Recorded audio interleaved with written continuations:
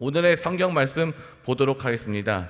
오늘의 성경 말씀은 마태복음 13장의 말씀입니다. 마태복음 13장입니다. 신약 성경 20면입니다.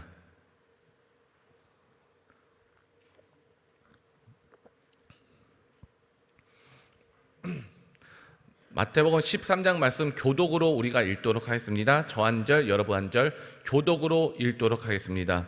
그날에 예수께서 집에서 나가사 바닷가에 앉으심에 큰 무리가 그에게로 모여들거든 예수께서 배에 올라가 앉으시고 온 무리는 해변에 섰더니 예수께서 비유로 여러 가지를 저에게 말씀하여 가라사대 씨를 뿌리는 자가 뿌리러 나가서 뿌릴새 덜어는 길가에 떨어짐에 새들이 와서 먹어버렸고 덜어는 흙이 얕은 돌밭에 떨어짐에 흙이 깊지 아니하므로 곧 싹이 나오나 해가 돋은 후에 타져서 뿌리가 없으므로 말랐고 덜어는 가시떨기 위에 떨어짐에 가시가 자라서 기운을 막았고 덜어는 좋은 땅에 떨어짐에 혹 100배 혹 60배 혹 30배 결실을 하였느니라. 귀 있는 자는 들으라 하시니라. 제자들이 예수께 나와 가로되 어찌하여 저희에게 비유로 말씀하시나이까. 대답하여 가라사대 천국의 비밀을 아는 것이 너에게는 허락되었으나 저에게는 아니 되었나니 물은 있는 자는 받아 넉넉하게 되되 물은 없는 자는 그 있는 것도 빼앗기리라. 그러므로 내가 저희에게 비유로 말하기는 저희가 보아도 보지 못하며 들어도 듣지 못하며 깨닫지 못함이니라. 이사의 예언이 저에게 이루었으니 일렀으되 너희가 듣기는 들어도 깨닫지 못할 것이요 보기는 보아도 알지 못하리라.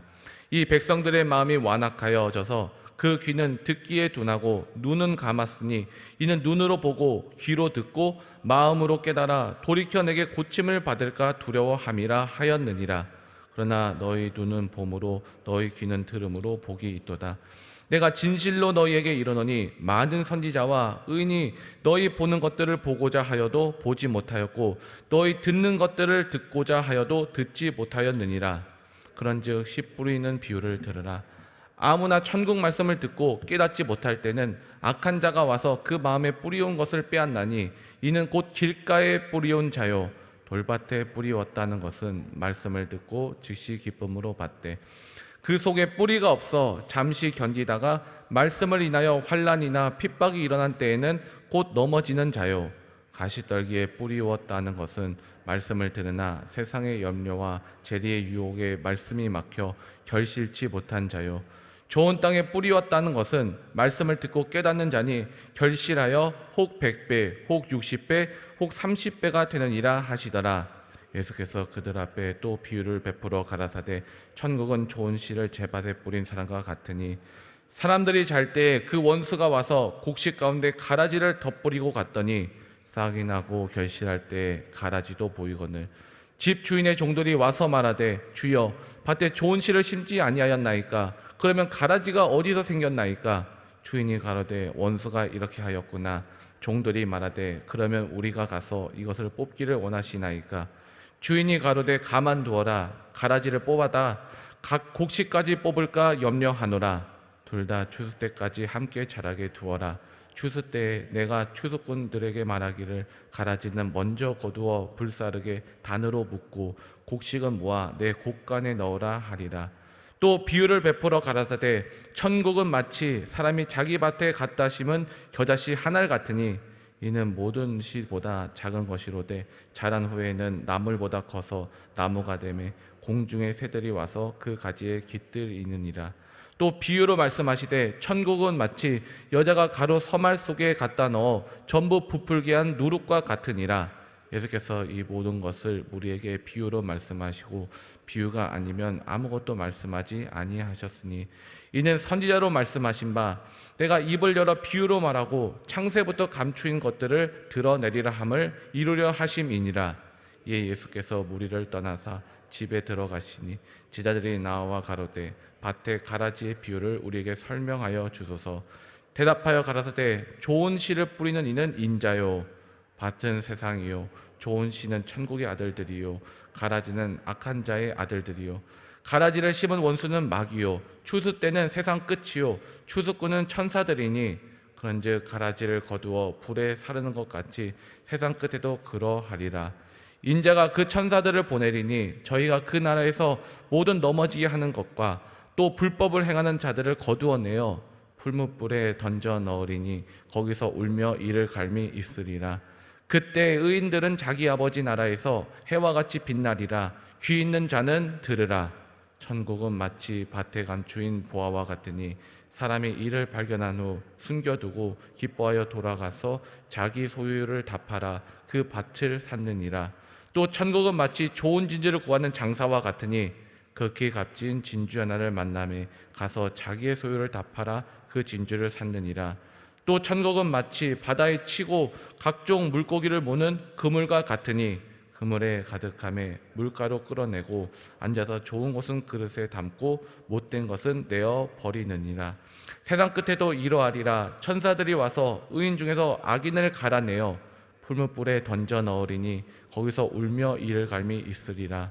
이 모든 것을 깨달았느냐 하시니 대답하되 그러하오이다. 예수께서 가라사대 그러므로 천국에 제자된 서기관마다 마치 새 것과 옛 것을 그 곳간에서 내어오는 집주인과 같으니라. 예수께서 이 모든 비유를 마치신 후에 거기를 떠나서 고향으로 돌아가사 저희 회당에서 가르치시니 저희가 놀라 가로되 이 사람의 이 지혜와 이런 능력이 어디서 났느뇨? 이는 그 목수의 아들이 아니냐? 그 모친은 마리아, 그 형제들은 야고보, 요셉, 시몬, 유다라 하지 않느냐? 그 누이들은 다 우리와 함께 있지 아니하냐? 그런즉 이 사람의 이 모든 것이 어디서 났느뇨 하고 예수를 배척한지라. 예수께서 저에게 말씀하시되 선지자가 자기 고향과 자기 집 외에서는 존경을 받지 않음이 없느니라 하시고 다 함께 하겠습니다. 저희의 믿지 않음을 인하여 거기서 많은 능력을 행치 아니하시니라. 아멘. 효화행복 교재 보도록 하겠습니다. 효화행복 교재는 11월 7일 나의 소유를 팔아 천국을 사자입니다. 오늘 요절부터 보겠습니다. 천국은 마치 밭에 감추인 보화와 같으니 사람이 이를 발견한 후 숨겨두고 기뻐하여 돌아가서 자기 소유를 다 팔아 그 밭을 샀느니라. 마태복음 13장 44절. 아멘. 내용입니다. 유대인의 다수는 예수님을 메시아로 인정하지 않았다. 왜냐하면 그들은 정치적인 해방을 가져다줄 메시아를 기다렸기 때문이다. 그들은 메시아가 자신들을 구원하러 오셔야 한다고 생각하지 않고 삶에 대한 보상을 위해 오셔야 한다고 생각했다. 오늘날 교회에서도 이와 같이 천국을 팔아 땅의 것을 소유하려는 사람들이 있다. 예수님은 영원히 멸망받을 수밖에 없는 우리를 구원하러 오셨다. 그런데 사람들은 구원의 은혜에 감격하고 감사하기보다는 신앙생활에 대한 보상만 바란다. 열심히 교회 출석한 것에 대한 보상으로 직장에서 승진을 하고 더 큰 집을 사고 자녀는 좋은 대학에 가게 해주시기를 기대한다. 이렇게 신앙생활을 하는 사람들은 아무리 하나님이 나의 목자시라고 고백해도 부족한 것 투성이다. 자신의 필요가 채워지지 않으면 기도가 응답되지 않는다고 실망한다. 살아계신 하나님을 의심하며 말씀에 걸려 넘어진다. 교회에 앉아있다고 다 구원받는 것이 아니다. 예수님은 심판날이 오면 알곡과 가라지를 가리신다고 말씀하신다. 교회 다니면서도 천국을 팔아 땅의 것만 소유하려고 하면 이 땅에서 열매 없는 인생이 된다. 그리고 결국 천국도 잃어버려 영원히 꺼지지 않는 풀무불에서 울며 이를 갈게 될 것이다. 우리는 자기 소유를 팔아 천국 보화가 감추어진 밭을 사야 한다. 그 밭은 구원의 복음을 보고 듣고 깨닫는 것이다. 예수님은 말씀을 볼 수 있고 들을 수 있는 것이 복이라고 하셨다. 말씀을 듣고 깨달을 때 우리는 30배, 60배, 100배의 결실을 맺을 수 있다. 또한 아버지 나라에서 해와 같이 빛나게 된다. 천국을 팔아 땅의 것을 소유하려 하지 말고 우리가 가진 소유를 팔아 감추어진 천국 보화를 사자. 그리하면 이 모든 것을 너에게 더하시리라. 아멘. 오늘 마태복음 13장을요 천국 설교라고 합니다. 마태복음에는 예수님의 설교가 5편이 있거든요. 5장서부터 7장까지 상상수훈, 그리고 10장의 제자 파송 설교, 그리고 13장은 오늘 읽으신 천국에 대한 설교, 그리고 18장의 공동체 설교, 그리고 24장부터 25장까지 종말에 대한 설교, 이렇게 5편의 설교가 들어 있습니다. 마태복음에 가장 많은 설교가 모여 있거든요. 그 중에서 가장 중간에 위치한 설교가 뭐냐? 바로 오늘 읽으신 천국에 대한 설교입니다. 천국이 뭡니까? 바로 하나님 나라죠. 하나님 나라는요, 왕이신 하나님이 다스리신다라는 것입니다. 왕은 자기가 통치한 나라가 있고 통치하는 권리가 있고 그 나라의 영토와 백성들이 있습니다. 마태가 전한 예수님은요, 왕으로 오신 예수님에 대해서 전하고 있습니다. 예수님께서 왕으로 오셨다면요, 그분은 누구에게 관심이 있으신가? 바로 자기 나라 백성들에게 관심이 있으시다라는 거예요. 하나님의 백성들은 또한 어떤 사람들인가?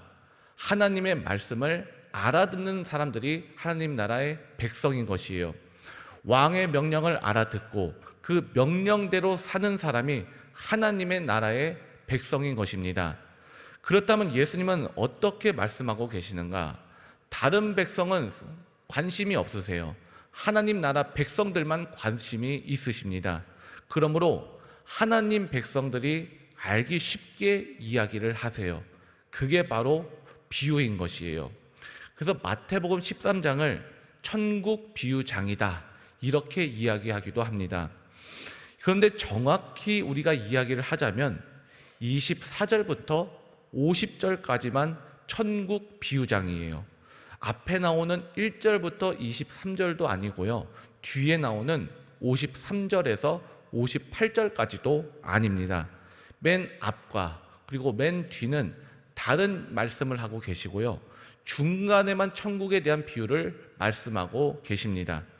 그런데 우리는 마태복음 13장은 천국 비유장이다, 이렇게 생각하다 보니까 1절부터 23절까지 나오는 이 씨 뿌리는 사람에 대한 비유까지도 천국에 대한 내용으로 우리가 착각하기도 합니다. 그런데 그렇지 않거든요. 씨 뿌리는 자의 비유는요, 천국 비유가 아니고 다른 주제를 담고 있습니다. 그래서 우리가 천국에 대한 이야기겠거니 이렇게 하고 넘겨버린다면요, 중요한 주제를 놓쳐버릴 수도 있습니다. 그럼 어떤 주제인지 함께 살펴보도록 하겠습니다. 1절을 우리 함께 한번 읽어보겠습니다. 그날에 예수께서 집에서 나가사 바닷가에 앉으시매. 예수님은 가버나움에 있는 집에 나와서 바닷가에 앉으셨어요.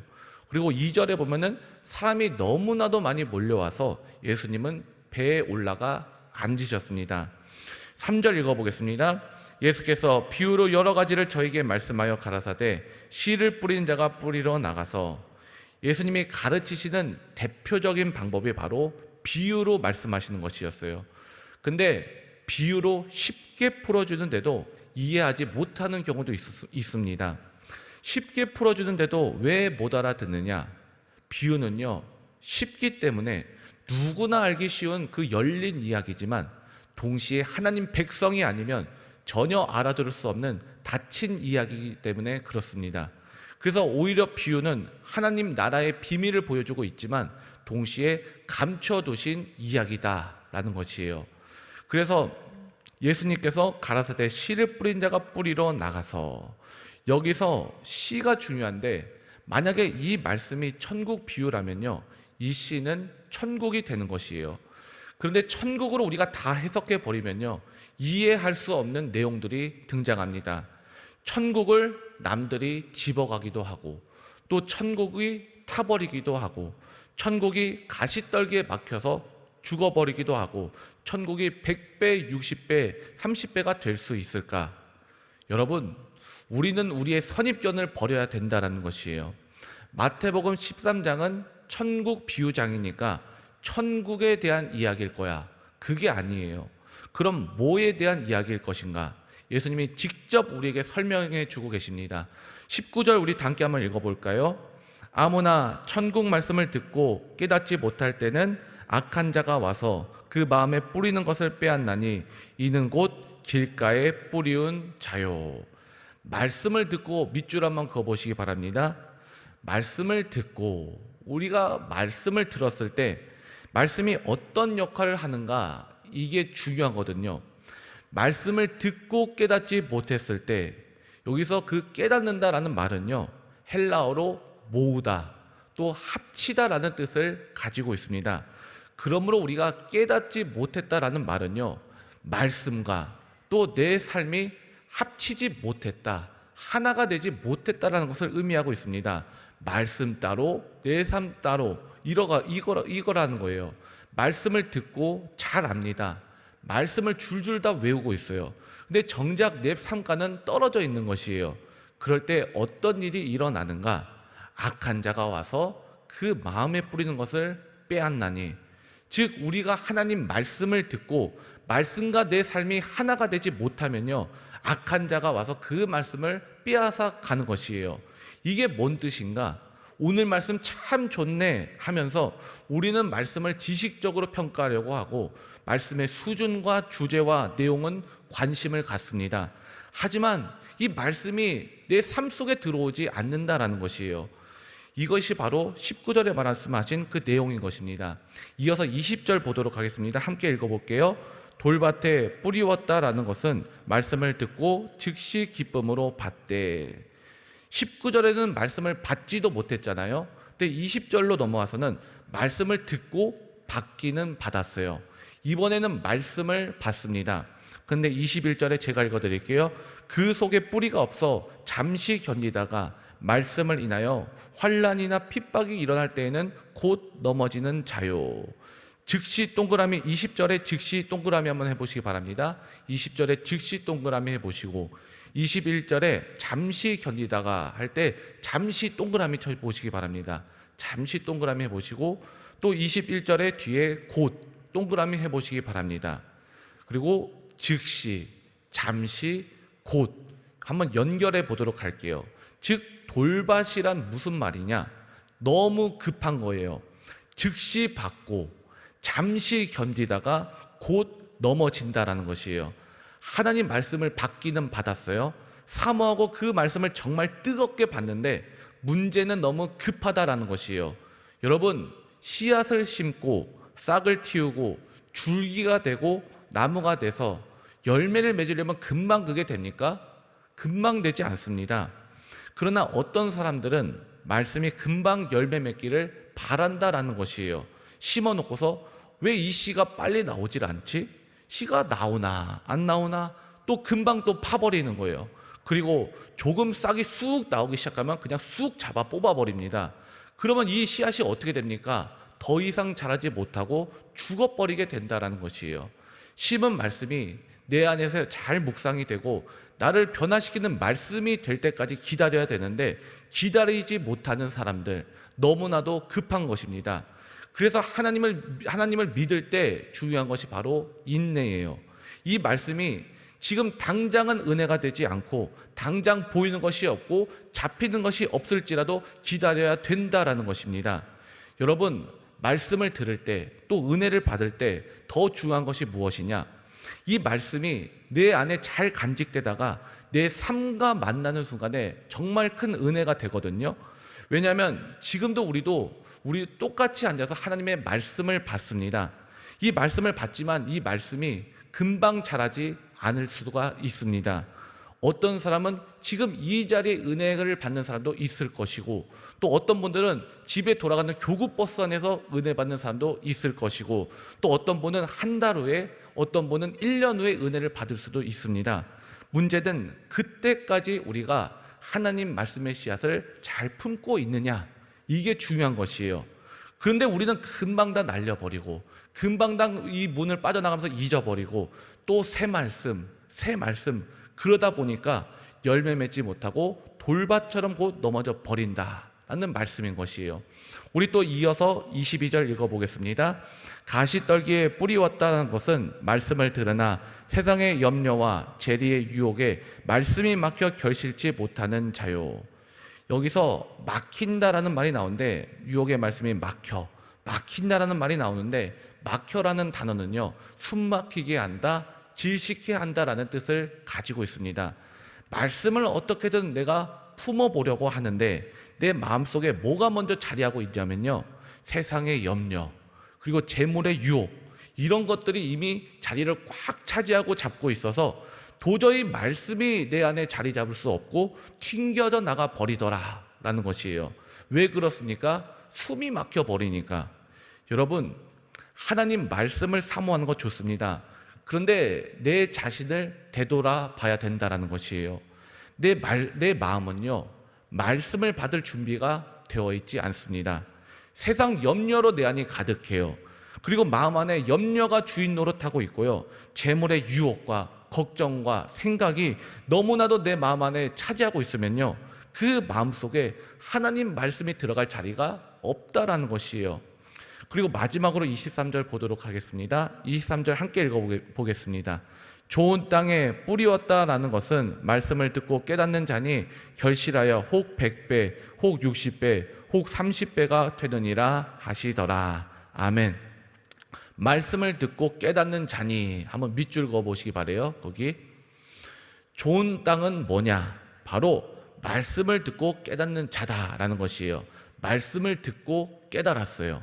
말씀과 삶이 드디어 합쳐진 거예요. 하나가 된 것입니다. 그래서 말씀을 많이 아는 것과 말씀을 알고 믿음으로 사는 것은 전혀 다른 것이거든요. 내가 말씀을 많이 안다, 많이 공부했다, 신학 공부를 했다. 지식과 신앙은 다른 겁니다. 신학 박사라고 할지라도요, 신앙에는 초등학문 수준의 사람도 있고요, 반면에 학문적으로 내가 배우지 못했다 할지라도 높은 수준의 신앙인도 계십니다. 어디서 그게 차이가 오느냐? 믿음으로 내가 하나님 말씀을 받았느냐? 여기서 차이가 있거든요. 아는 것에서 끝나지 않고 말씀을 믿는 것이 가장 중요하다라는 것이에요.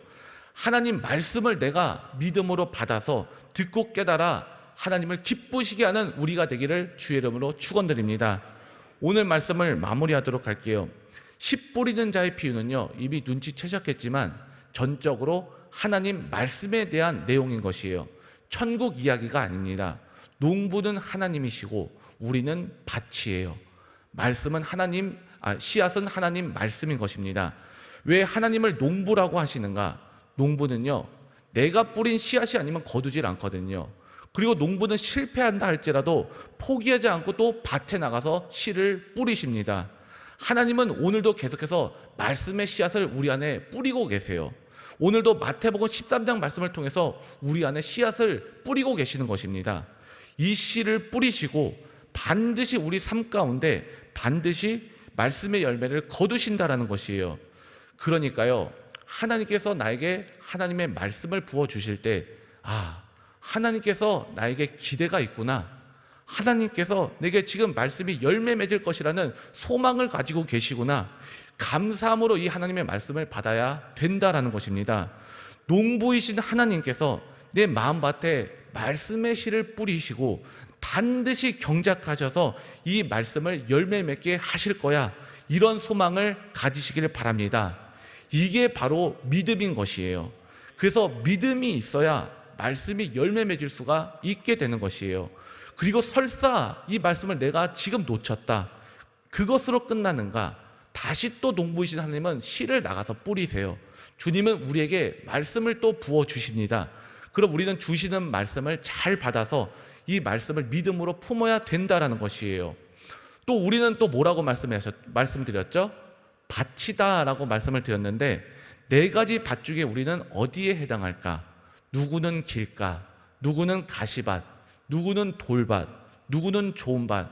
사람에 따라 구분이 있는 게 아니라요, 네 가지 유형의 마음밭이 다 우리 안에 있다라는 것이에요. 그러면 우리는 때로 우리 마음이 돌밭일 때도 있고 길가일 때도 있고 가시밭일 때도 있고 좋은 밭일 때도 있다라는 것입니다. 씨는 문제가 없습니다.